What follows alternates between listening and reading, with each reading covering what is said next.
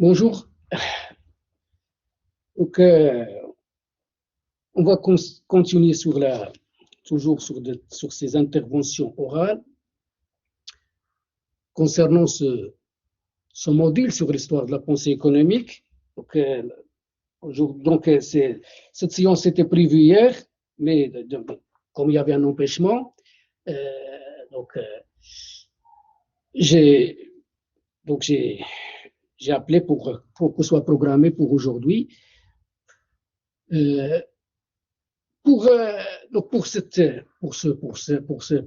Toujours cette longue introduction générale, en tout cas, c'est pas, le cours ne va pas, d'abord je dois préciser que le cours ne va pas se faire sous forme, donc les interventions orales, c'est pas le régime présentiel pour donc faire des chapitres, des titres, on va pas vous dicter, je suis là pour vous orienter, pour accompagner vos problèmes, vos soucis, vos interrogations, pour vraiment clarifier certains aspects, certains côtés importants de cette matière. Donc, c'est ça l'objectif. Donc, les interventions orales, c'est pas vraiment, on peut pas prendre, c'est pas moi je peux rester ici 4 heures, plus toute la journée, j'ai pas de problème, mais c'est ceux qui ont donc, on fait savoir que l'intervention orale ne doit pas dépasser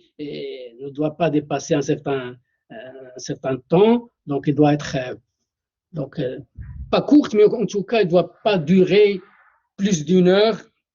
C'est ça, donc c'est pourquoi les interventions orales, on doit les consacrer à l'essentiel.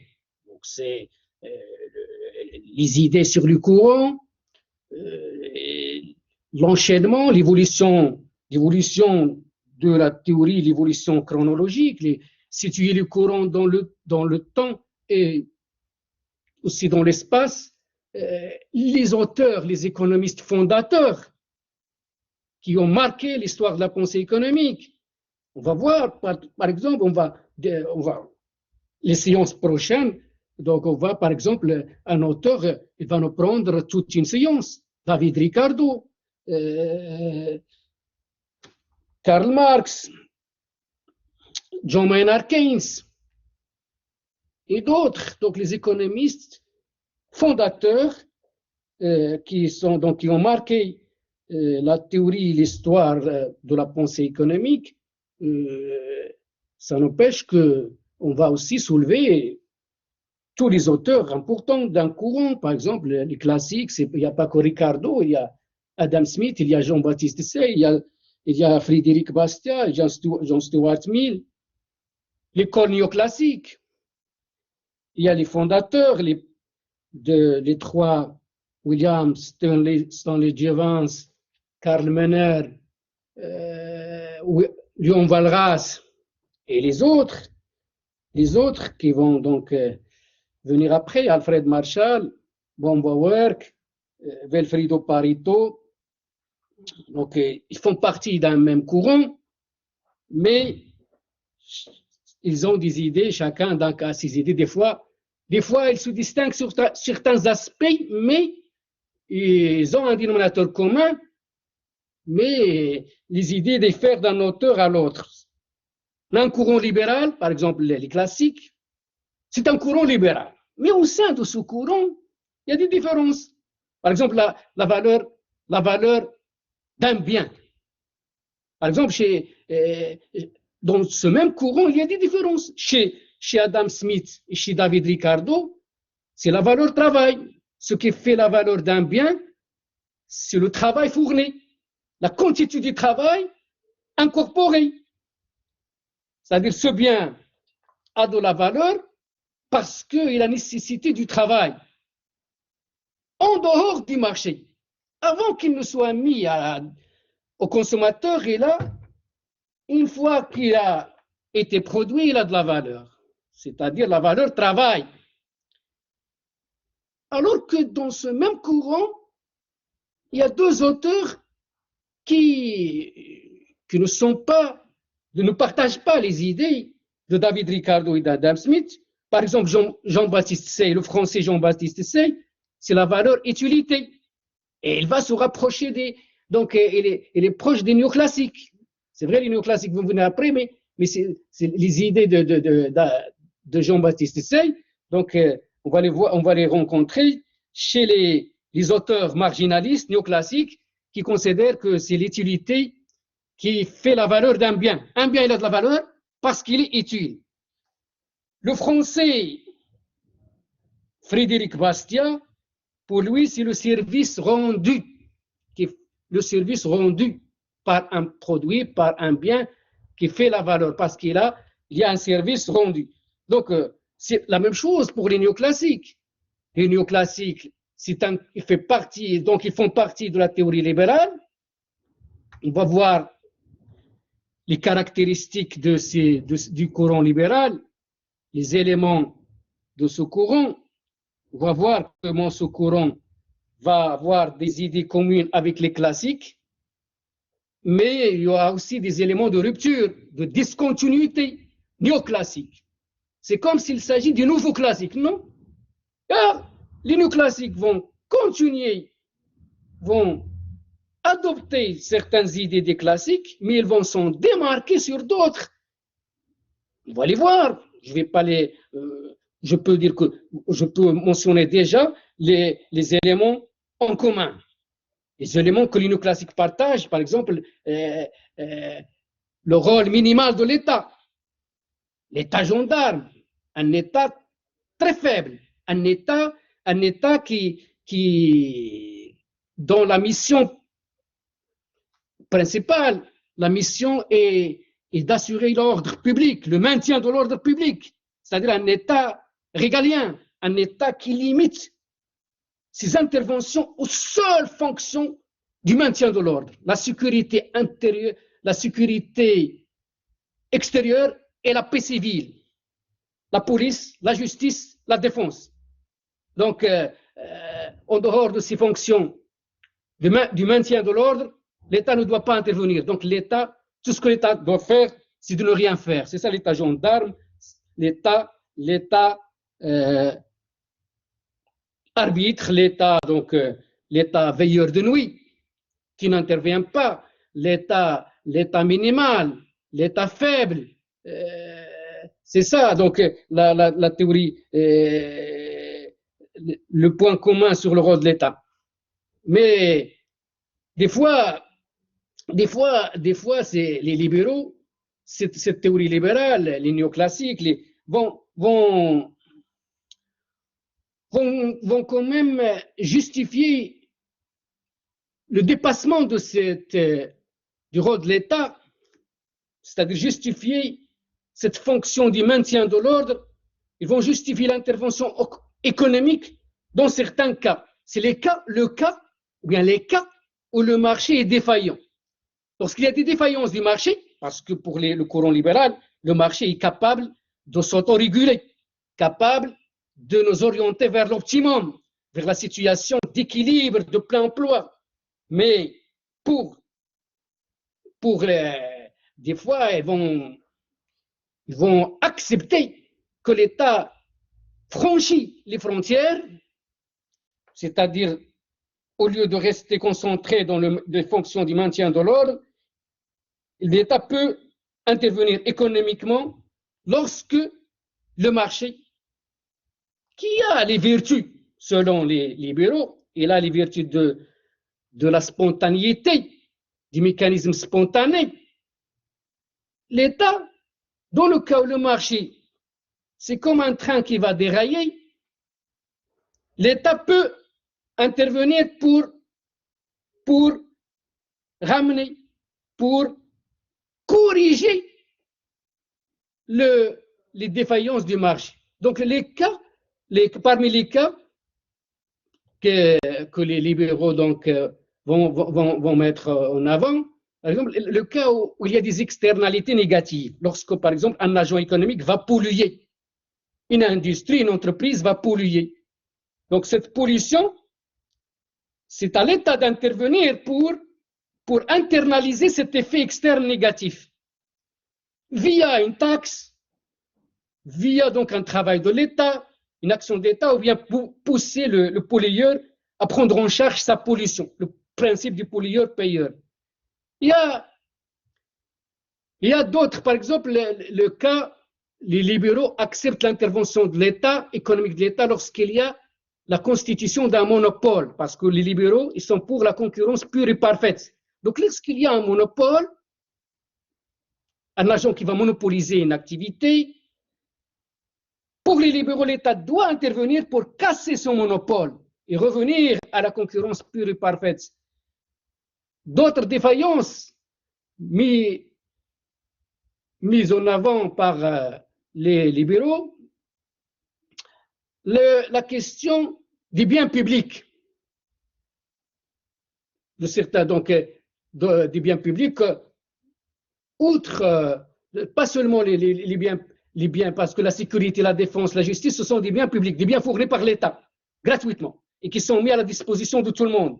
Il n'y a pas le principe de rivalité, il n'y a pas le principe de non-exclusion, d'exclusion par les prix. C'est ça le principe d'un bien public. Donc, on n'est pas exclu, personne n'est exclu par les prix. Donc, ils sont mis à la disposition de tout le monde dès qu'ils sont mis à la disposition d'une personne. Le principe donc de non-rivalité, tous les usagers peuvent donc utiliser ce bien et on n'est pas exclu par les prix. Donc, ça veut dire qu'on a un bien sans le payer. Mais il n'y a pas que ça.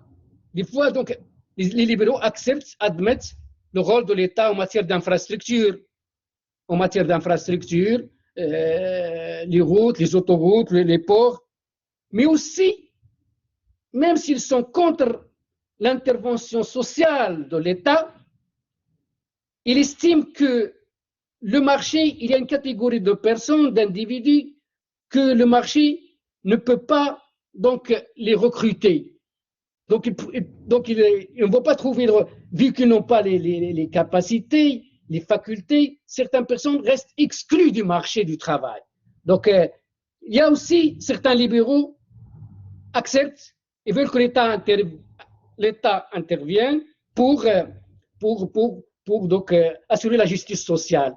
Donc, à travers la distribution de revenus minimum. Donc, voilà les défaillances du marché mises en avant par le courant libéral et qui peuvent justifier une intervention économique de l'État. Mais généralement, le courant libéral, il est contre toutes sortes d'interventions de l'État, c'est-à-dire il faut que l'État se recentre sur ses missions du maintien de l'ordre public, du maintien de l'ordre donc de la paix civile et de la sécurité extérieure, et que tout ce qui a un caractère économique pour les libéraux, il doit être fait par le secteur privé.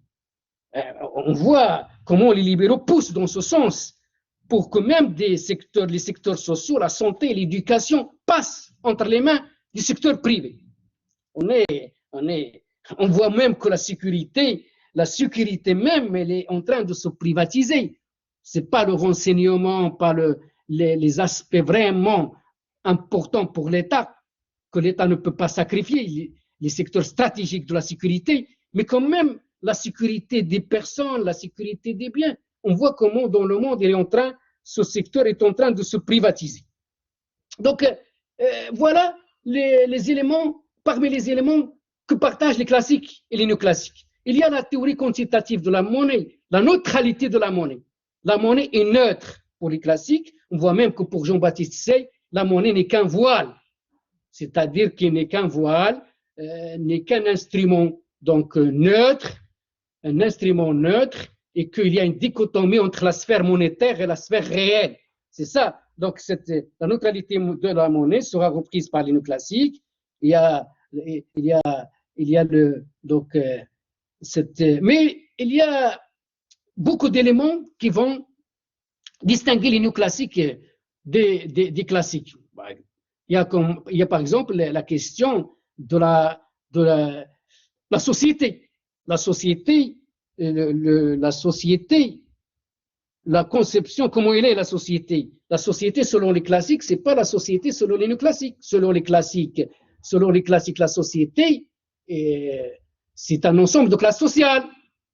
La classe des propriétaires fonciers, c'est-à-dire ceux qui possèdent les terres et qui ont droit à des rentes. La classe des travailleurs, des ouvriers et qui ont droit à des salaires.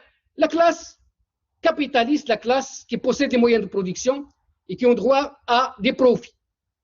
Les néoclassiques, c'est pas ça la société. La société, il n'y a pas de classe sociale. La société n'est qu'un peuplement d'individus qu'on peut partager entre offreurs et demandeurs, entre producteurs et consommateurs. Ça, la société. Une société atomisée. Il n'y a pas de monopole, il n'y a pas des atomes. Ce sont des homo economicus, soit qu'ils sont producteurs ou consommateurs. C'est ça la société.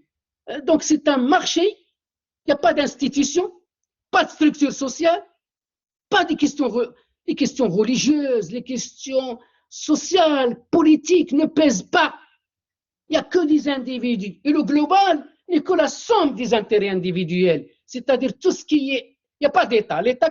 L'État même, il y a le secours néoclassique, donc des auteurs qui vont caricaturer donc la société, jusqu'à dire que l'État n'est que la somme des individus qui décident d'agir collectivement. Donc il n'y a pas d'État. L'État, c'est lorsque les individus vont agir dans le cadre donc, de ce marché, de cette société, ils vont agir soit pour consommer, pour produire. Donc il y aura des actes, il y aura des comportements des individus. Et donc les phénomènes sociaux, les phénomènes globaux ne sont que le résultat des comportements individuels. C'est de là que c'est de ce courant néoclassique que le concept, l'approche de l'individualisme méthodologique a fait jour. Et là, ce sont les néoclassiques qui sont derrière cette approche de l'individualisme méthodologique. C'est-à-dire, lorsqu'on veut étudier un phénomène, on doit adopter l'approche de l'individualisme méthodologique. C'est quoi l'approche de l'individualisme méthodologique? C'est-à-dire que il n'y a pas de société, il n'y a pas de global, il n'y a pas que tout ce qui est global n'est que le résultat des comportements individuels. C'est-à-dire que ce sont les individus qui façonnent les phénomènes sociaux. Il n'y a que des individus et ce sont les comportements des individus qui façonnent les phénomènes sociaux. C'est ça l'approche de l'individualisme méthodologique. Donc, et cette approche, elle va être reprise par les sociologues après et d'autres sciences sociales. À l'encontre de cette approche, lorsqu'on veut étudier un phénomène, lorsqu'on veut étudier une réalité sociale, il y a l'approche du holisme méthodologique. Le holisme avec H, holisme méthodologique, l'approche holiste. C'est quoi cette approche? Cette approche, il signifie qu'il n'y a pas d'individu. Ce n'est pas l'individu. Les individus ne valent rien devant une atmosphère globale, collective. C'est-à-dire que ce sont les structures sociales, l'histoire, les phénomènes politiques, le côté culturel, le côté religieux. Donc, c'est une atmosphère globale qui pèse sur les individus et façonnent leur comportement. Donc, ce ne sont pas les individus qui façonnent la société, c'est le contraire, c'est la structure globale.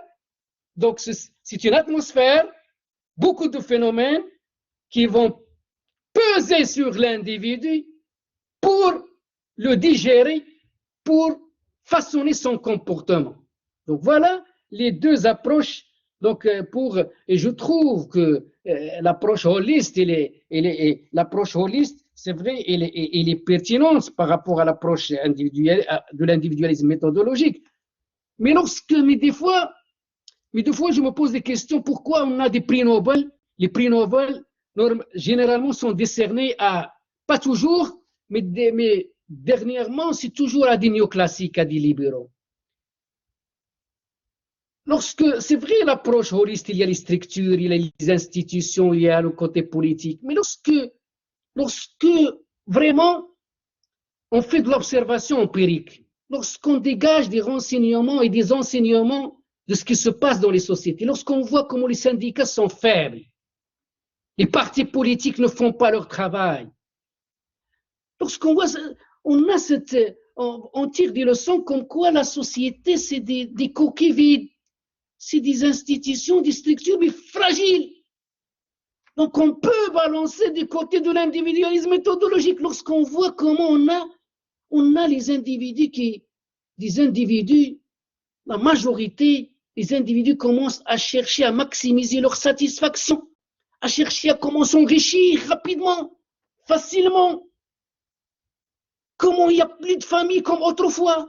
La famille ne fait plus son travail d'amortisseur du choc, ne fait plus son travail social. On voit comment la famille abandonne ses enfants, les divorces, donc le mariage liquide, il n'y a pas de relation solide. Lorsqu'on voit toutes ces choses-là, donc des fois, moi je balance, je suis contre l'individualisme méthodologique comme approche, mais des fois ça pose des questions. Peut-être que la réalité mérite de recourir à cette approche. Partis politiques faibles ou absents, syndicats très faibles, c'est-à-dire des coquilles, des institutions, mais à l'intérieur, il n'y a rien. Ça veut dire que on se pose des questions.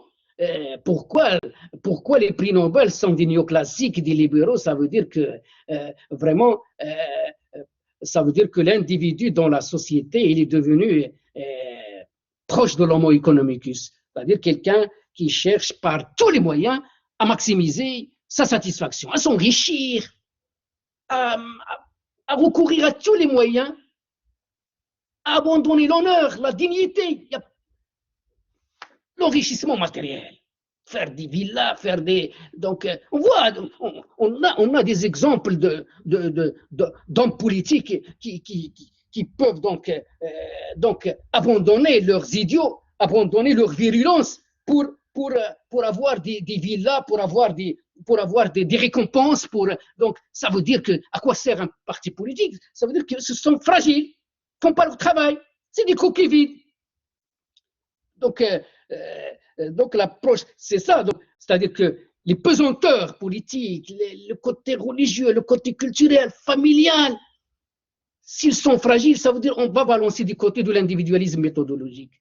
C'est-à-dire, voilà, c'est vraiment une société, lorsqu'on a une marchandisation de la société, l'approche de l'individualisme méthodologique devient pertinente. Donc, ce que vraiment, il n'y a plus de valeur, il n'y a plus le côté moral, il n'y a plus le côté éthique, il n'y a plus donc il n'y a plus de famille. Il n'y a plus de famille. Ça veut dire qu'il n'y a plus d'état d'âme. C'est-à-dire que l'individu, il ne pense, il n'a pas ce côté de peser sur la société pour la changer. C'est-à-dire, voilà, il laisse souffrir les autres. Donc, ça ne lui dit rien, la pauvreté, ça ne lui dit rien, les inégalités de développement en Afrique, les famines, ce qui se passe pour les immigrés, les problèmes, donc, ce n'est pas seulement de ses proches, le problème dans le monde, les problèmes dans son pays, c'est-à-dire les problèmes d'atteinte à l'environnement, d'atteinte aux libertés, les problèmes de l'influence politique, qui est le côté international, les relations entre les États, l'impérialisme, comment les ressources sont exploitées d'un pays, pas seulement par ceux qui gouvernent, par l'élite au niveau d'un pays, mais comment la richesse profite aussi aux puissances extérieures, à travers les multinationales, à travers les connivences avec les hommes politiques dans le monde. Donc, il y a un surplus de richesse qui échappe et qui sort en direction des pays, des puissances, des pays développés, qualifiés de pays développés. Donc, voilà le côté de l'individualisme méthodologique, le côté de la société chez les néoclassiques, qui est cette conception de la société qui diffère dit classique, il y a donc il y a le côté aussi de l'individualisme méthodologique, comment ils vont concevoir cette calculatrice, cet être rationnel, fictif, capable de faire des choix efficaces, qui n'a pas d'état d'âme, cet être économique qui est imaginaire, mais donc ils veulent que la société fonctionne de cette manière. Donc c'est pourquoi les néoclassiques, c'est pas les classes sociales, mais c'est un peuplement d'individus composé d'offreurs et de demandeurs. Ils vont adopter aussi, les néoclassiques vont adopter le raisonnement à la marge, le raisonnement marginaliste. C'est-à-dire, c'est quoi le raisonnement à la marge? C'est que les néoclassiques vont considérer que la valeur d'un bien est mesurée par l'utilité marginale, c'est-à-dire la valeur d'un bien. Ils vont raisonner en termes d'un raisonnement à la marge, c'est-à-dire par exemple, le consommateur va consommer un bien jusqu'au moment où il va comparer l'utilité avec le prix. Donc, il va s'arrêter lorsqu'il va trouver un désagrément. Donc, c'est là. Donc, l'utilité, donc la valeur va se mesurer au niveau de la dernière unité consommée. Là aussi, le producteur va comparer, il va continuer de produire jusqu'à la dernière unité, jusqu'à une unité où il va comparer le coût et la rentabilité ou bien marginale, le profit. Donc, il va comparer la recette marginale avec le coût marginal. Donc voilà, producteur et consommateur. C'est ça le raisonnement à la marge, le raisonnement marginaliste. Donc, ils vont introduire les néoclassiques, de nouveaux outils d'analyse. Certains économistes vont qualifier donc ce courant de la révolution marginaliste. C'est-à-dire, c'est le premier courant qui va recourir aux mathématiques. Le premier courant, notamment Léon Walras, donc le premier courant qui va utiliser la formalisation dans le raisonnement économique. Pourquoi? Parce que les néoclassiques, les marginalistes, avaient ce souci de fonder une science économique capable de rivaliser avec la chimie, la physique, capable de nous livrer des résultats fiables, définitifs, achevés. C'est-à-dire, ils veulent, à travers le recours à la formalisation, à la modélisation, de fournir des lois économiques, c'est-à-dire fonder une véritable science qui a ce caractère scientifique. C'est ça l'objectif des néoclassiques. Ils veulent donc révolutionner la méthode d'analyse économique. Faire de l'économie, d'ailleurs, la modélisation, la microéconomie, c'est les néoclassiques. Donc, lorsqu'on parle de microéconomie, l'analyse microéconomique, c'est l'analyse des néoclassiques. Voilà, donc c'est très important pour les étudiants de distinguer les néoclassiques des classiques. C'est vrai qu'il y a des éléments de continuité, mais il y a des éléments de rupture, des éléments de discontinuité. Donc on va voir ça lorsqu'on va réserver pour des séances, donc on va donc consacrer des séances au courant économique. Donc on va développer encore ces idées-là. Donc donc j'ai mentionné comment durant cette période, pourquoi j'ai montré ces différences, parce que au début de cette intervention, j'ai soulevé cette question qu'au sein de chaque courant, il y a un dénominateur commun, mais il y a des différences. On parle de théorie libérale, mais au sein de cette théorie libérale, on a deux courants qui partagent des points, mais qui se distinguent sur d'autres. Au sein même d'un courant, il y a des auteurs qui partagent l'essentiel, mais qui se distinguent sur certains aspects. J'ai donné l'exemple de la valeur d'un bien, Smith, Ricardo, et de l'autre côté, les deux Français, Jean-Baptiste Say et Frédéric Bastiat. J'ai donné l'exemple aussi du courant néoclassique. Comment donc, par exemple, Walras, il est pour l'équilibre général, Alfred Marshall, il est pour l'équilibre partiel. Donc, aussi, William Stanley Jevons, il était contre l'utilisation abusive du mathématique, contrairement à Léon Walras. Donc, il faut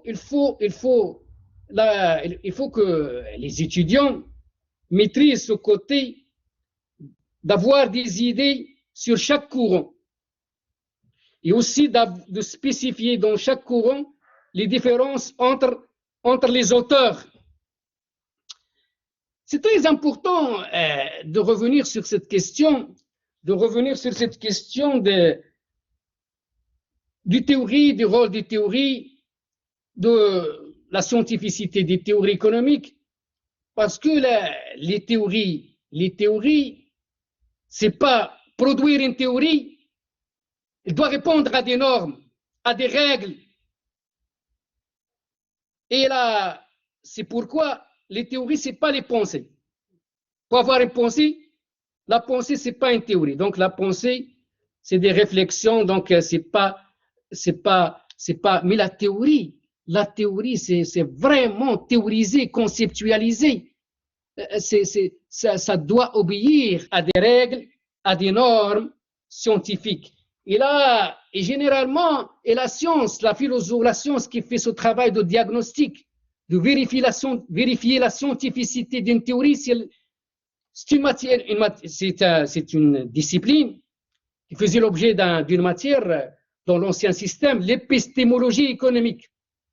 Donc l'épistémologie, c'est la science des sciences, la philosophie de la connaissance qui fait ce travail, le regard scientifique qui fait la loupe pour voir comment est construite une théorie, comment une théorie se construise, comment est-ce qu'il répond aux normes, les hypothèses, les résultats.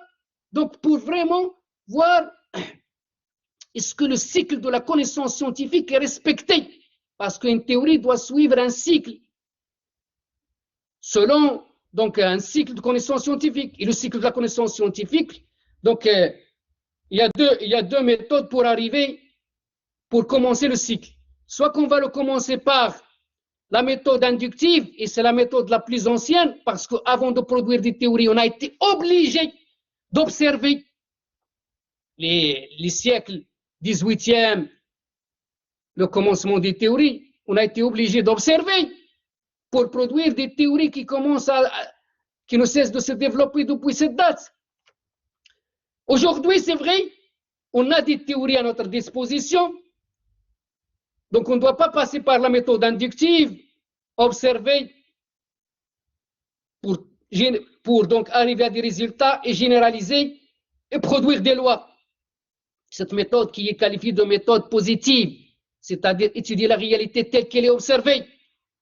Aujourd'hui, si vous avez un thème, par exemple de mémoire, projet de fin d'études, vous voulez aussi écrire un ouvrage, vous êtes un économiste, vous travaillez sur des théories, il est recommandé de passer par la méthode hypothético-déductive, c'est-à-dire commencer par mobiliser une revue de littérature.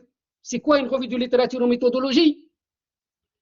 C'est aller faire, donc, mobiliser tout ce qui est travaux scientifiques, articles, ouvrages, les thèses, tout ce qui est, donc, articles de périodiques, de revues. Ce n'est pas l'article de ce qu'on va trouver dans les kiosques, je ne sais pas, comme le côté journalistique. Ce n'est pas des revues, les revues scientifiques, les revues indexées, les revues vraiment les revues à caractère scientifique. Vous allez mobiliser toute une revue de littérature en passant par les bibliothèques, par consulter sur Internet. Et à travers cette revue de littérature, vous allez dégager un modèle d'analyse. Modèle d'analyse, c'est-à-dire des outils théoriques avec des hypothèses. Chacun va faire son modèle d'analyse. il y a certains chercheurs, certains économistes qui vont le faire, ou bien vous, les étudiants, certains qui vont privilégier modèle d'analyse à caractère algébrique, surtout ceux qui vont travailler sur un modèle économétrique. Il y a le modèle d'analyse à caractère littéraire, ceux qui ne maîtrisent pas le modèle économétrique, donc ils vont privilégier cette approche, un modèle d'analyse à caractère littéraire, surtout ceux qui vont adopter la méthode pluridisciplinaire, c'est-à-dire ceux qui ne vont pas rester seulement dans les phénomènes économiques, mais ils vont faire recours à d'autres sciences sociales, sciences politiques, démographie, sociologie, surtout dans certains secteurs qui ne peuvent pas être traités seulement d'une manière économique, les secteurs à caractère transversal, comme la pauvreté, le tourisme et d'autres. C'est vrai que ceux qui vont expliquer l'économie par l'économie, surtout le côté les économètres, l'économétrie, on commence à vraiment, des fois, est-ce qu'on se pose des questions, est-ce que toute la société mérite d'être modélisée? Les problèmes ruraux, est-ce qu'il faut une modélisation? On va modéliser les comportements, je ne sais pas, la mendicité, les pauvres, le côté culturel, les relations entre les touristes et les autochtones. Dans beaucoup de pays, on commence à revoir cette méthode d'analyse, de vraiment de modéliser tous les aspects de la société. Et on commence quand même à revenir à l'approche pluridisciplinaire. C'est-à-dire il faut, pour étudier un phénomène, faire un regard sur toutes les sciences sociales, mobiliser les apports des autres sciences sociales pour étudier une réalité donnée. Par exemple, le côté la pauvreté. Il s'explique politiquement. La nature des régimes en place. Démocratie ou dictature. La démographie. Est-ce qu'on a un nombre de populations important ou pas? Le côté des ressources naturelles. Est-ce qu'on a certaines ressources naturelles indispensables? Le côté pétrolier. Les produits minéraux. Côté des produits miniers. Le côté, l'impact de la religion, l'impact de la culture. Par exemple, la pauvreté, si on a vraiment une famille forte, des relations de voisinage, des relations de famille, relations tribales, il peut amortir le choc. Ce n'est pas la cellule familiale atomisée, très réduite. Il y a beaucoup de. Donc, on ne peut pas étudier une réalité, un phénomène économique, donc sans recourir aux apports de plusieurs sciences sociales. Donc, les sociologues, la sociologie. Voilà la méthode. Donc, la méthode hypothético-déductive. Ensuite, vous allez passer à l'observation empirique, au terrain, les enquêtes, le recueil des statistiques. Pour faire quoi? Pour vérifier la pertinence des modèles d'analyse. Est-ce qu'il tient ou il ne tient pas à la réalité? Vous allez voir à travers les résultats, est-ce que ce qui est stipulé, les données des modèles d'analyse, est-ce qu'ils sont vérifiés ou pas? Est-ce que vos résultats affirment ou infirment ce qui a été obtenu comme résultat? Si les résultats affirment, donc ne contredisent pas le modèle d'analyse, donc vous allez rester dans la même théorie, sauf que vous allez améliorer certains côtés de la théorie. Mais si les résultats obtenus ne valident pas le modèle d'analyse, donc le modèle d'analyse il est faux, il ne tient pas à la réalité, et donc vous deviez produire de nouvelles lois économiques. Donc la théorie va manquer de crédibilité. Voilà, donc c'est très important, ces deux méthodes utilisées. Cette méthode hypothético-déductive, elle est qualifiée de la méthode normative. L'autre positive, méthode hypothético-déductive, c'est une méthode normative. C'est-à-dire, c'est quoi la méthode normative? Lorsqu'on adopte la méthode normative, c'est-à-dire qu'on va étudier la réalité non pas telle qu'elle est observée, mais telle qu'elle doit être. Moi, je suis un chercheur, un économiste, j'ai un idéal. Je suis contre la société qui est en face de moi, je trouve qu'il y a des inégalités, qu'il y a des abus, qu'il y a des atteintes à l'environnement, qu'il y a des problèmes politiques. Donc moi j'ai un modèle, un idéal, un modèle de société qui va influencer ma manière d'analyser la société. Va influencer ma manière d'analyser aussi dans ma manière de mobiliser la revue de littérature. Donc peut-être que je vais donner plus d'importance à Marx dans mes travaux, dans mes articles. Voilà la méthode normative, c'est-à-dire ma vision des choses, ma vision de la société, mon idéal va influencer ma manière d'analyser les normes. C'est ça la méthode normative.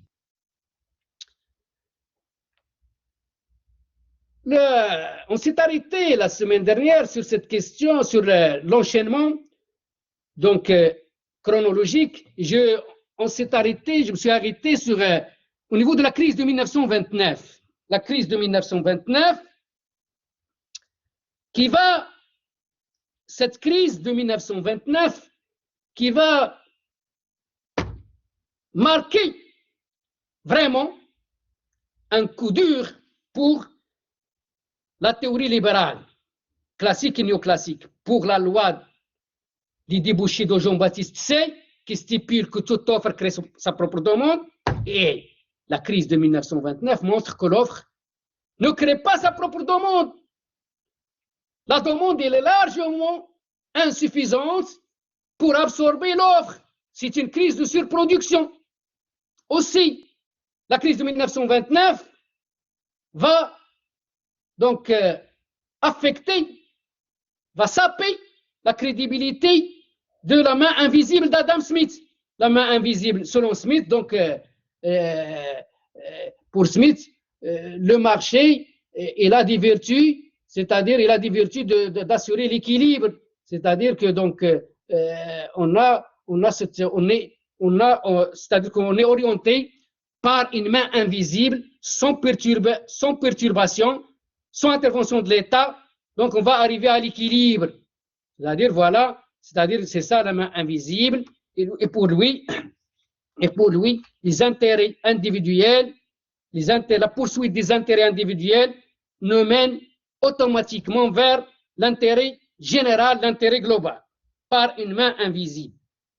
Où est la main invisible lorsque cette crise économique et cette dépression qui commence depuis 1913,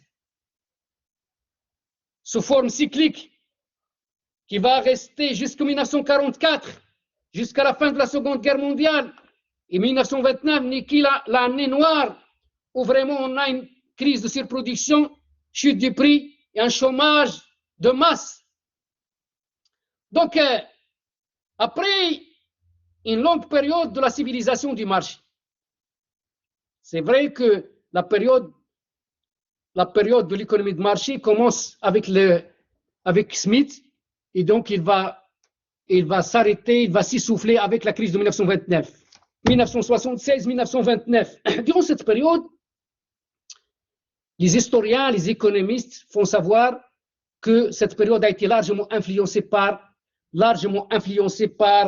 les idées libérales, que ce soit au niveau du commerce international, puisque les idées de David Ricardo, les avantages comparatifs, les idées d'Adam Smith, les avantages absolus.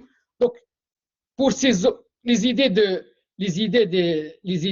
David Ricardo et les idées d'Adam Smith, ils vont considérer le commerce international comme un facteur de prospérité, un facteur de développement, que chaque pays va gagner de l'échange international. C'est vrai que David Ricardo va dépasser Smith, puisque pour Smith, un pays qui n'est pas compétitif dans un point ne doit pas se spécialiser s'il n'a pas les avantages absolus. C'est-à-dire, il doit être compétitif, c'est-à-dire produire un bien avec un coût très faible par rapport aux autres. Mais Ricardo va dépasser Smith lorsqu'il va souligner que même si un pays ne dispose pas d'un avantage absolu, il peut participer à l'échange international s'il dispose d'un avantage comparatif. Il va travailler en termes de coûts relatifs, il va trouver que même les pays qui manquent d'avantages absolus disposent d'avantages comparatifs. Et de ce fait, ils peuvent participer à l'échange international. Et en tout cas, laissons ce côté de détail, ce n'est pas important, mais les idées libérales c'est que, voilà, les idées principales, c'est que le commerce international est un facteur de paix, facteur de prospérité, facteur de développement. Et qu'il est de l'intérêt des pays de s'ouvrir à l'échange international, qu'il est de leur intérêt et que tous les pays vont gagner de l'échange international, de l'ouverture économique sur l'extérieur. Ces idées vont influencer les politiques économiques des États, puisque l'essor du commerce international du 19e siècle s'explique par plusieurs facteurs, dont notamment le côté théorique, les idées libérales. Mais il y a d'autres facteurs qui vont donc expliquer cet essor.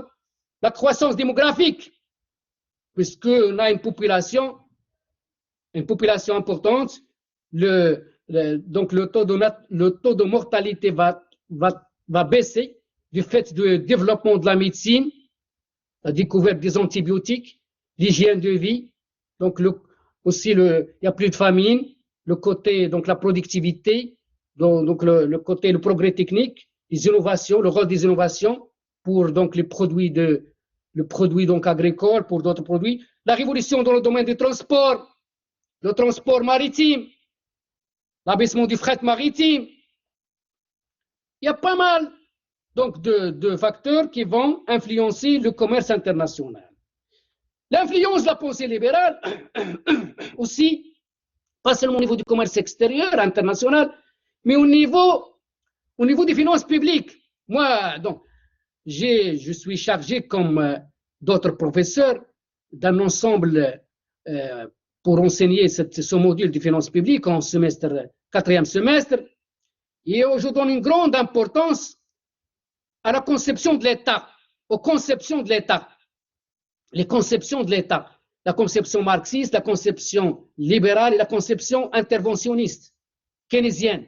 Parce que conception interventionniste, il n'y a pas que Keynes, hein. Il y a d'autres auteurs qui vont précéder Keynes, Adolf Wagner et d'autres qui vont, Schmoller, d'autres de l'école historique allemande, qui sont aussi considérés comme des interventionnistes. C'est pourquoi je préfère la conception interventionniste. La conception libérale, on a montré que durant cette période, avant 1929, avant Keynes, il y avait une influence de la pensée libérale sur les finances publiques, puisque pour les libéraux, les finances publiques doivent rester neutres, doivent être neutres, la neutralité du budget de l'État. Et c'est quoi la neutralité? C'est-à-dire que le budget de l'État ne doit pas dépasser, par exemple, 12%, 15% à la limite, maximum.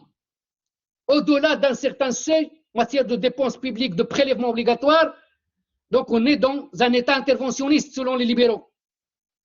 Donc après une longue période où la théorie libérale a marqué son influence, cette théorie va être confrontée à un événement, à une réalité, pas seulement un événement, à une réalité qui va vraiment, cette nouvelle réalité qui va montrer que les enseignements de ce courant, de cette théorie, ne sont plus aptes à expliquer, ne sont plus aptes à solutionner les problèmes, à expliquer ce qui se passe. C'est-à-dire que cette croyance en les lois concurrentielles, en les mécanismes spontanés, en les vertus du marché, cette croyance elle est devant des limites. Cette croyance n'est pas justifiée, puisque ce qui se passe, cette dépression et cette crise, donc va affecter la crédibilité du modèle libéral. Et c'est Keynes,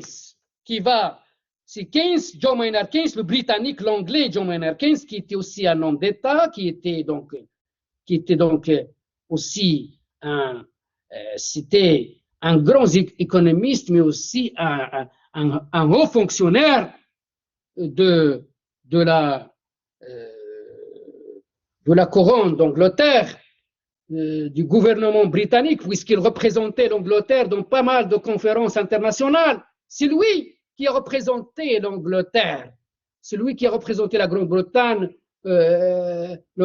durant les négociations sur la mise en place du système monétaire international. Il y a un plan qui porte son nom, le plan Keynes, qui a été fait déjà en 1942, qui va concurrencer, qui va avoir comme concurrent le plan White, du secrétaire d'État américain. Et en 1944, donc, le système monétaire international va être adopté et lui, il va représenter l'Angleterre. Et c'est le plan White qui a donc le plan White qui a été adopté, puisqu'on va adopter le dollar comme monnaie internationale et convertible en or. Donc, on va adopter aussi la fixité des taux de change qui vont fluctuer de plus ou moins 1%. Et on va aussi adopter, on va créer deux institutions financières internationales qui sont toujours opérationnelles. À la conférence de Bretton Woods, cette petite ville américaine à l'époque, des États-Unis, donc Bretton Woods, cette conférence, on va créer la Banque mondiale et le Fonds monétaire international. Le FMI le Fonds monétaire international va être chargé donc d'apporter des crédits, de fournir donc des facilités de crédit pour les États membres qui affichent un déficit temporaire de la balance des paiements. Donc, il va octroyer à ces États des facilités de crédit pour faire face aux importations et à d'autres besoins. De l'autre côté, on a la Banque mondiale qui va, en 1944, il aura pour mission de financer les pays développés qui étaient ruinés par les guerres, par les hostilités, la Première et la Seconde Guerre mondiale. Mais sa fonction va changer à partir des années 60. La Banque mondiale va s'orienter vers les pays en voie de développement. Sa mission va changer avec le temps. Il est toujours au service du financement des pays en développement, mais il va s'intéresser à l'environnement, à la lutte contre la pauvreté. Bien que lorsque les pays développés se sont trouvés confrontés à la crise d'endettement, en 1982, le Mexique, donc le premier pays qui va afficher son insolvabilité, son incapacité à rembourser sa dette qui arrive à échéance, le Maroc en 1983, d'autres pays africains, latino-américains, asiatiques. Le FMI et la Banque mondiale vont être chargés de superviser les politiques économiques de ces États endettés. Ils vont leur imposer le programme d'ajustement structurel, ce fameux PAS, qui était vraiment un programme qui était hostile à l'intervention de l'État. Les politiques économiques du PAS, ce sont des politiques économiques très libérales et qui vont donc cibler le rôle de l'État comme étant la source du mal et que l'État doit revoir ses interventions à la baisse en privatisant. Il n'y a plus de services publics. Il ne faut pas recruter dans la fonction publique. Il faut dévaluer la monnaie pour encourager les exportations et favoriser des soldes commerciaux positifs. Le gel des salaires, donc libéraliser le commerce extérieur. Il y a un autre point important qui vous concerne aujourd'hui, puisque je vois comment dans les réseaux sociaux, dernièrement, on évoque cette question de libéralisation des prix, surtout le rôle dévolu à la caisse de compensation, la réforme de cette caisse qui fait son travail d'amortir le choc, de subventionner les produits de base à travers l'intervention de l'État, c'est-à-dire fausser la vérité des prix, même si un prix élevé sur le marché international, l'intervention de l'État fait en sorte qu'il va protéger les couches diminuent. On va voir comment même les couches riches profitent de cette caisse de compensation. Protéger le pouvoir d'achat, par exemple, 1 kilo de sucre, par exemple, à $2, l'État va verser $1 et le consommateur marocain, l'usager pas marocain, puisqu'on a des résidents même dans d'autres pays qui peuvent acheter du sucre, l'usager résident peut l'acheter à $1 parce que l'État va verser l'autre partie. C'est ça. Et la caisse de compensation, c'est quoi? C'est-à-dire que l'État ne doit pas verser cette partie pour protéger le pouvoir d'achat. L'État doit garantir la vérité des prix, c'est-à-dire payer le prix tel qu'il est sur le marché international. Eh bien, le gaz butane et tout ça ne sera pas subventionné, le sucre ne sera pas subventionné, la farine et d'autres produits de base, c'est-à-dire que l'usager doit le payer à leur prix. Voilà donc le pass, c'est ça. Mais le Maroc, c'est vrai que le Maroc, officiellement, pas officieusement, l'a abandonné en 1992, mais le Maroc il est resté toujours dans la même politique économique libérale parce qu'il était endetté, il ne peut pas faire une véritable inflexion de la politique économique. C'est vrai, on avait l'espoir que le gouvernement Yousfi, le premier ministre de l'USFP, de l'Union socialiste des forces populaires, on avait l'espoir qu'une véritable inflexion de la politique économique et sociale allait voir le jour, mais il y avait des pressions de plusieurs côtés, internationales, mais aussi internes, qui fait que, mais c'est aussi, il n'était pas un parti, il avait une coalition, parce que dans les élections, donc, généralement, c'est des partis pour gouverner, il faut faire une coalition pour avoir la majorité, et faire le gouvernement, il faut coaliser avec d'autres partis dont on ne partage pas assez de choses. Donc, on voit un parti qui se réclame de la gauche du socialisme avec un parti de droite, d'administration. Et donc, il n'a pas fait, c'est vrai, on ne peut pas sous-estimer ce qu'il a fait, surtout lorsqu'il y a le rapport de la Banque mondiale de 1995 qui a montré que les indicateurs sont au rouge pour le Maroc, la pauvreté, l'exclusion sociale. Donc, il fallait faire quelque chose, il fallait bouger, il fallait inculquer la dimension sociale. Et même la Banque mondiale va réviser ses positions. La Banque mondiale qui était du côté du FMI, qui était chargée de superviser un plan libéral, ils vont réviser leurs positions pour recommander aux États de prendre en compte les politiques publiques de lutte contre la pauvreté.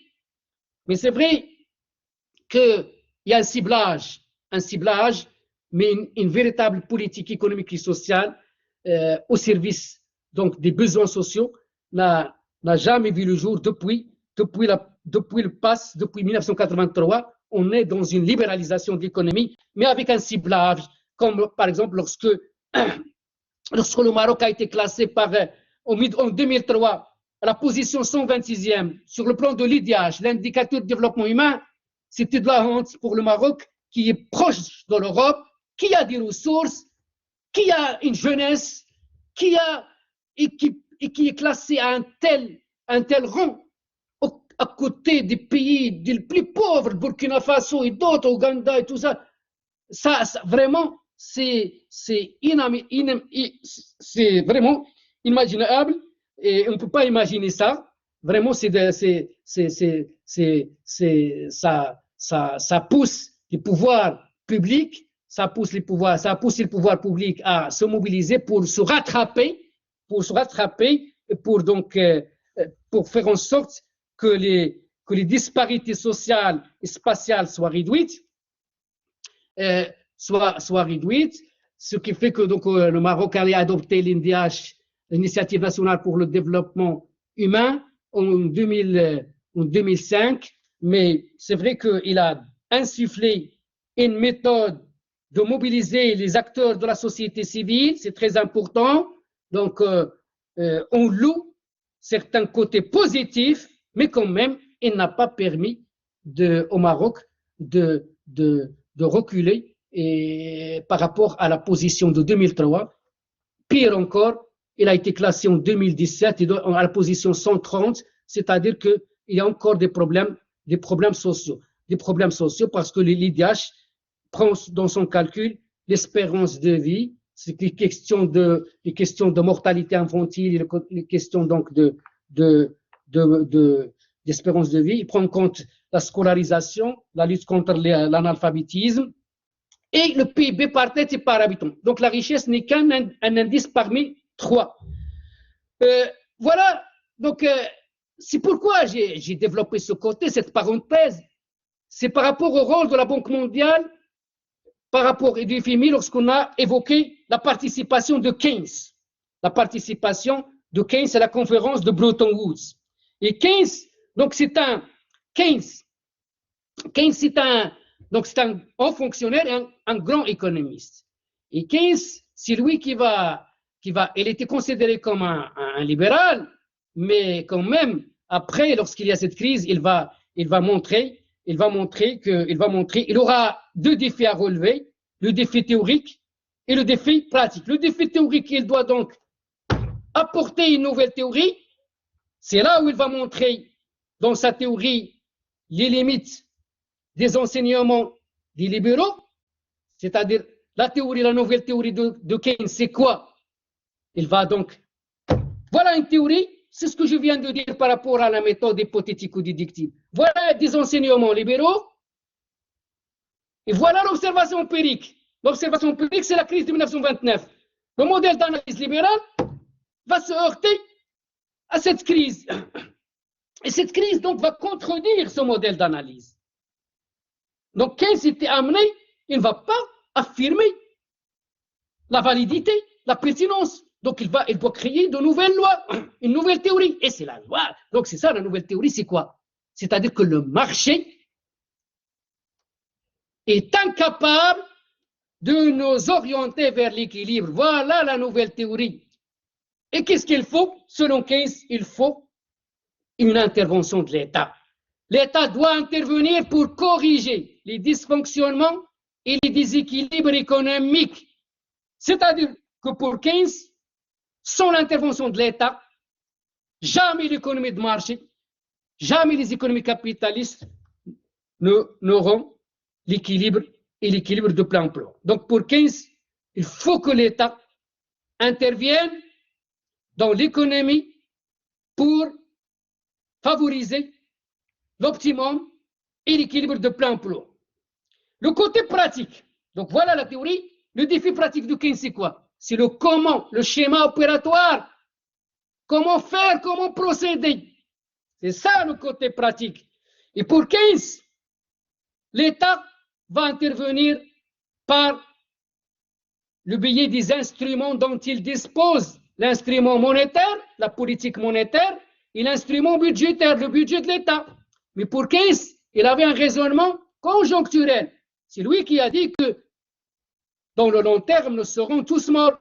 Ça veut dire que pour Keynes, l'État doit adopter des politiques économiques conjoncturelles de courte durée. Donc c'est ça. Et pour Keynes, l'État, par le biais de ces politiques économiques conjoncturelles, qu'est-ce qu'il doit faire? Il doit corriger le problème. C'est quoi le problème? Le problème, c'est qu'on a une partie, l'offre, supérieure à la demande. Donc l'État doit agir sur la demande.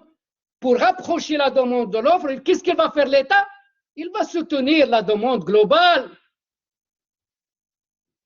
augmenter la consommation et l'investissement, CII. C'est ça la demande globale. Et comment augmenter CII, la consommation et l'investissement? C'est-à-dire, il va l'augmenter par le côté budgétaire. L'État va adopter la politique des grands travaux. L'État investisseur. L'État va investir. L'État sera un acteur économique important à l'époque à travers la politique des barrages, les routes, les autoroutes. Pour faire quoi? L'objectif, c'est de faire quoi? C'est embaucher pour distribuer des revenus, des salaires et des revenus, et que ces salaires vont se répercuter sur les biens offerts, les biens de consommation pour les salariés et les biens de production pour ceux qui vont investir, et ce qui fait que les entreprises, l'offre sera absorbée et on va atteindre l'équilibre. Le côté monétaire, comment il va agir? Le côté monétaire, la politique monétaire, par la baisse du taux d'intérêt. Lorsque le taux d'intérêt baisse, donc la consommation, la demande des intérêts, donc la demande des crédits va augmenter. On va donc augmenter les crédits pour la consommation et l'investissement et on va relancer la machine. Un autre côté monétaire pour Keynes important, c'est la création de la monnaie, l'augmentation de la masse monétaire. Donc pour Keynes, la monnaie a un rôle actif. Ce n'est pas comme pour les libéraux et pour Jean-Baptiste Say, la monnaie est neutre. La monnaie a un rôle actif. c'est un pouvoir d'achat. Une monnaie de plus, elle augmente le pouvoir d'achat. C'est là où Keynes va rendre hommage aux mercantilistes. Il va rendre hommage aux mercantilistes comme étant les premiers à avoir saisi le rôle monétaire, le rôle de la monnaie dans l'augmentation du pouvoir d'achat. Parce que pour les mercantilistes, ils vont considérer la circulation monétaire comme une richesse. Pour lui, il va leur rendre hommage, mais pour d'autres, c'est un défaut, ça veut dire c'est une lacune. C'est-à-dire que les mercantilistes ont fait la confusion entre richesse monétaire et richesse réelle. Mais Keynes va leur rendre hommage sur ce côté-là, comme quoi la monnaie augmente le pouvoir d'achat. Voilà, donc Keynes va développer, va être considéré comme l'économiste le plus important du XXe siècle. D'ailleurs, il va éclipser un économiste qui a rédigé des apports à l'époque et qui a été éclipsé par Keynes et que sa renommée n'allait donc être mise, sa notoriété ne va donc être assurée que plus tard, qu'après la mort de Keynes. C'est Joseph Alois Schumpeter, qui est mort en 1950 et qui a rédigé pas mal d'apports, qui était donc un président, un universitaire, un professeur à Harvard, et qui avait comme disciples Paul Samuelson, Paul Sweezy, James Tobin et d'autres. C'est lui, Schumpeter, qui a travaillé sur l'innovation, sur les fluctuations économiques. C'est un Autrichien naturalisé américain qui est un grand auteur. Il a beaucoup d'ouvrages, donc qui sont vraiment très importants. Mais Keynes, tellement il était important à l'époque, un grand économiste qu'il a éclipsé, qu'il a fait de l'ombre sur Schumpeter, ce qui fait que Schumpeter n'était pas très connu par rapport à lui à l'époque. Ce n'est qu'après sa mort, donc que Schumpeter allait avoir une notoriété et considéré comme aussi un grand économiste. Donc Keynes donc, va influencer par son apport la politique économique. Les politiques économiques, après 1945 jusqu'à 1973, la période des 30 glorieuses, c'est-à-dire les 30 années de gloire, 1945-1973. C'est la période où vraiment il n'y avait pas de chômage en Europe, où les pays européens comme la France, l'Italie, les Pays-Bas, même tellement ils avaient besoin de main-d'œuvre qu'ils vont recourir à la main-d'œuvre marocaine, sénégalaise, algérienne, tunisienne et d'autres, portugaises. C'est-à-dire qu'on avait vraiment besoin de main-d'œuvre, on n'avait pas le chômage, on avait une forte croissance économique, on avait le commerce international, l'ouverture économique sur l'extérieur. Donc, le keynésianisme a largement influencé les États, les politiques économiques des États, et aussi il a influencé la forte croissance économique durant cette période, 1945-1973. Il y a d'autres facteurs qui ont joué dans cette croissance économique, il ne faut pas l'oublier, puisque au lendemain des hostilités, les pays développés, les chefs d'État vont donc pour reconstruire l'économie mondiale, ils doivent s'asseoir à table, ils doivent se mettre d'accord, se concerter. C'est-à-dire, ils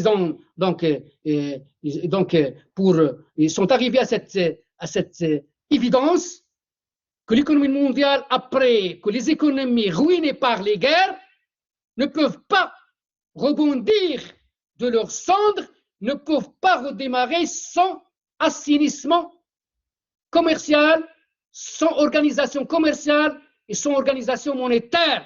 Et c'est pourquoi deux plans seront adoptés. Le plan monétaire 44, la conférence de Bretton Woods, où on va créer le SMI, le système monétaire international, et l'organisation commerciale, lorsqu'on va adopter la charte de la Havane.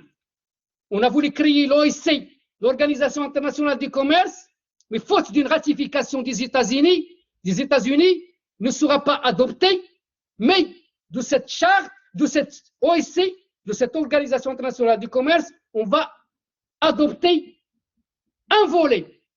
Ce n'est qu'un volet, le GATT. Ce n'est pas l'OIC. L'OIC, c'est plusieurs volets, plusieurs articles.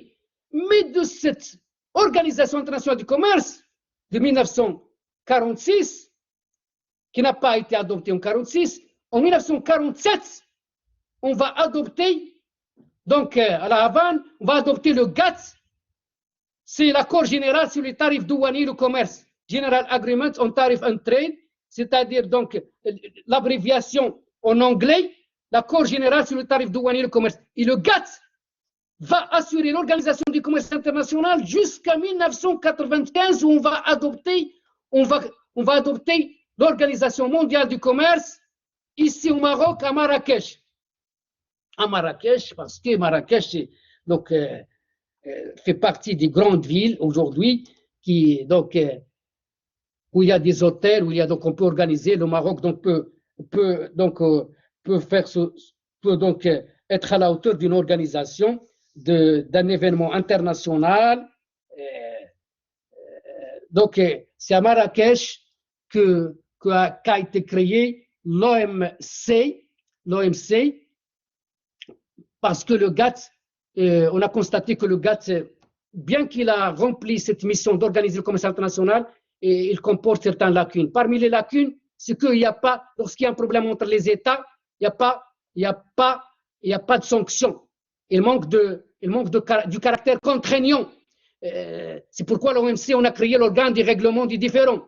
Et aussi, l'autre défaillance du GATT, c'est que les négociations multilatérales, commerciales et NCM, les négociations commerciales multilatérales dans le cadre des rounds, dans le cadre des cycles de négociation qui se font chaque fois dans des pays, comme le Kennedy Round, le Tokyo Round, Genève Round et d'autres, on a constaté que les négociations portent uniquement sur les produits agricoles et industriels. Donc, on laisse de côté, agricole, ce n'est qu'Afrique. Même agricole était exclu. C'était les produits industriels et les produits manufacturiers. Parce que même le côté agricole, le GATT ne va s'intéresser aux négociations concernant ce secteur que dans le cadre de l'Uruguay Round, le dernier cycle des négociations. C'est pourquoi l'OMC va, donc le champ des négociations va s'élargir pour englober les droits de propriété intellectuelle et les services. Donc voilà pourquoi j'ai mentionné ça, pour vous montrer que le keynésianisme a influencé les politiques économiques des États et la croissance économique durant la période des 30 glorieuses, mais il y a aussi le côté d'organisation monétaire et commerciale. 1973, la crise stagflationniste, la crise de la stagflation, la crise économique internationale qui s'explique par le premier choc pétrolier,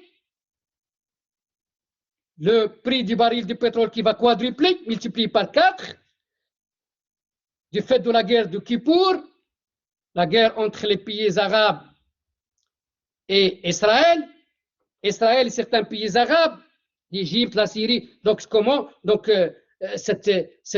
donc ça sera comme une guerre entre certains pays arabes et les pays Israël et ses alliés dans le monde, les pays développés, ce qui fait que cette crise pétrolière va affecter l'économie mondiale, puisque le pétrole, moi j'avais comme professeur à Montpellier Jacques Percevoix, qui est un grand professeur d'économie pétrolière. Il était même le conseiller de François Hollande et c'est lui qui a été chargé de faire la prospective énergétique. C'est un grand professeur, Jacques Percevoix, qui a enseigné à Grenoble avant de rejoindre Montpellier. Et lui, c'est lui qui nous a enseigné que le pétrole a deux effets. Un effet piston, et il y a les usages captifs du pétrole. L'effet piston, c'est-à-dire quoi? C'est-à-dire que le pétrole, il est difficilement substituable. Il est difficilement substituable. Même si lorsque son prix augmente, on ne lui trouve pas un substitut, faute d'énergie alternative, et parce qu'il est commode dans l'utilisation. Aussi, les usages captifs du pétrole. C'est quoi les usages captifs du pétrole? C'est qu'aucun secteur ne peut échapper à l'utilisation du pétrole, soit comme bien intermédiaire, comme un tronc dans l'industrie pharmaceutique, dans l'industrie le parfum, dans d'autres. Donc c'est un bien intermédiaire. On l'utilise dans pas mal de produits. Donc, on utilise même des produits donc, dont on a besoin, des seaux, donc des produits ménagers qu'on utilise chaque jour. Donc le pétrole, on le trouve donc, comme bien intermédiaire dans la production des biens. Mais aussi, on l'utilise comme un carburant pour les véhicules. Donc voilà les usages captifs. C'est-à-dire qu'on ne peut pas se passer du pétrole. Donc il a deux effets. L'effet piston, il est difficilement substituable et il a des usages captifs. Ce qui fait que lorsque son prix augmente, c'est vraiment les entreprises vont adopter deux comportements. Revoir à la baisse leur production et investissement, ce qui fait qu'on va tomber, le chômage va augmenter. Voilà, on a le chômage. Et le deuxième comportement, ils vont répercuter la hausse du prix du pétrole sur les prix des produits.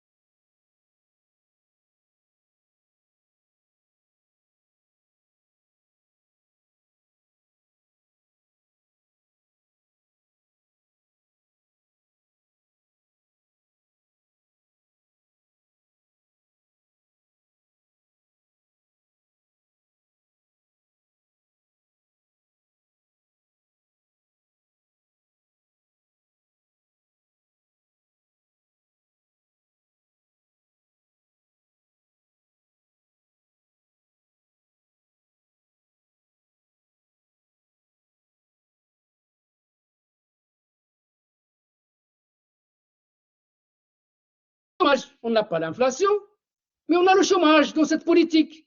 C'est-à-dire l'activité économique, il est très, très faible. On ne recrute pas, on n'investit pas. On a le chômage, mais on n'a pas l'inflation, parce qu'il n'y a pas de salaire, il n'y a pas de revenus, il n'y a pas de subvention.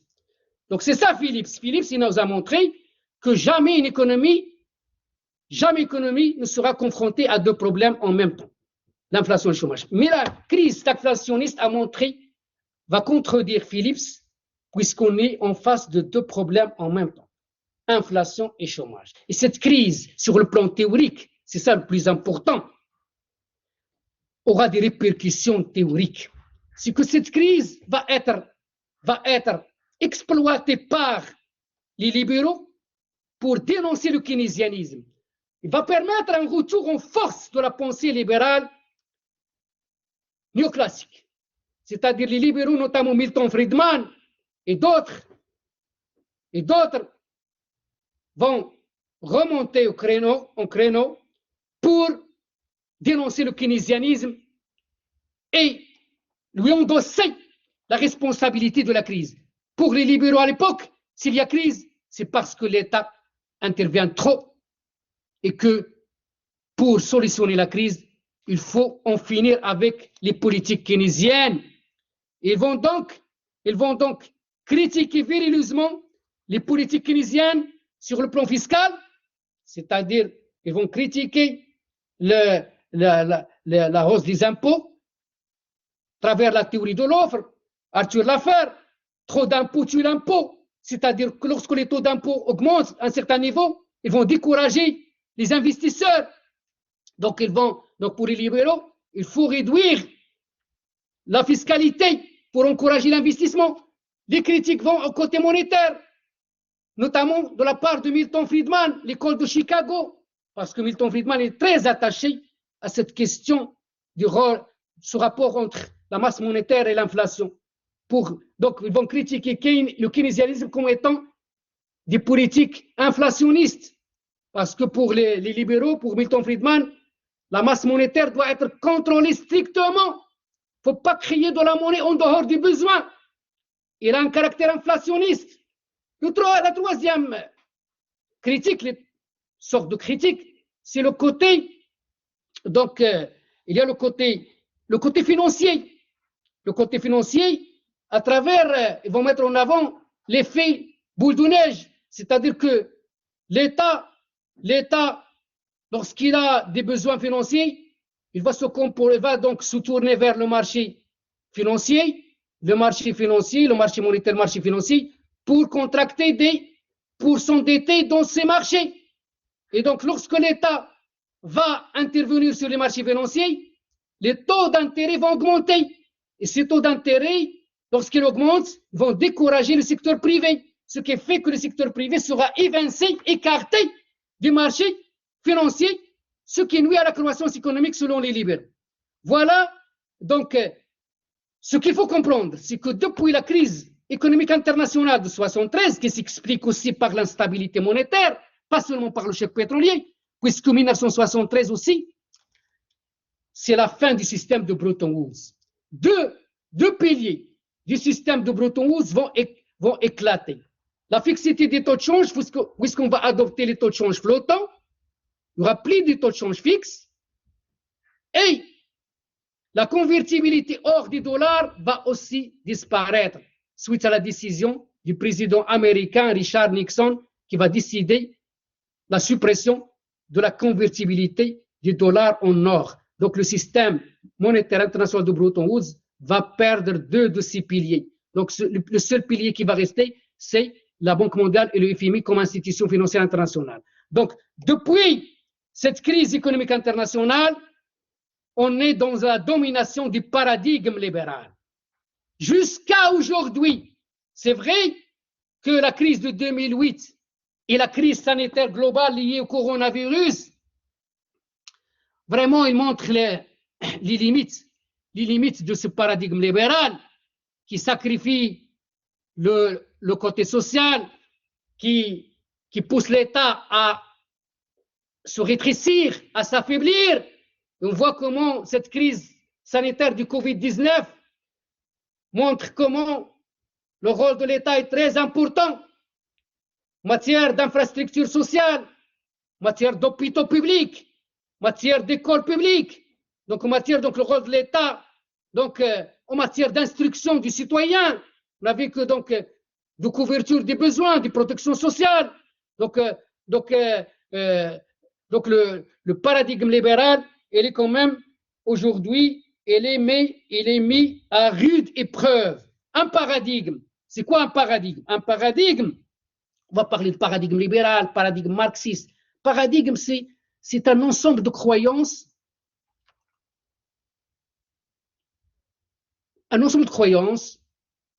d'idées, dans le cadre de la méthode d'analyse, du concept mobilisé, et qui sont partagées par une communauté de chercheurs. Donc, un paradigme, un ensemble de croyances partagées par une communauté de chercheurs. C'est-à-dire, ils partagent les mêmes méthodes d'analyse, ils recourent aux mêmes concepts, les mêmes finalités, ils ont la même vision de la société. Donc, voilà un paradigme. Lorsque on dit à propos de quelqu'un qu'il est dans le paradigme marxiste, ça veut dire qu'il croit au matérialisme historique, matérialisme dialectique. Il mobilise comme concept la plus-value, l'exploitation. Lorsque j'entends quelqu'un prononcer le terme d'exploitation, de classe sociale, d'infrastructure, de superstructure, donc ça nous donne une idée qu'il est dans le paradigme marxiste. Paradigme libéral, c'est lorsque des chercheurs partagent, ils sont pour un rôle minimal de l'État, ils sont donc pour le marché, ils sont pour C'est ça le paradigme libéral, c'est-à-dire qu'il partage les idées libérales, un ensemble donc de chercheurs qui partagent les mêmes idées. C'est ça un paradigme. Un paradigme, c'est une communauté de chercheurs, un ensemble de croyances partagées par une communauté de chercheurs. Donc, la séance prochaine, on va commencer donc, ça sera consacré totalement à la pensée économique antique, les deux pensées, pensée grecque et pensée chinoise. Je vous remercie.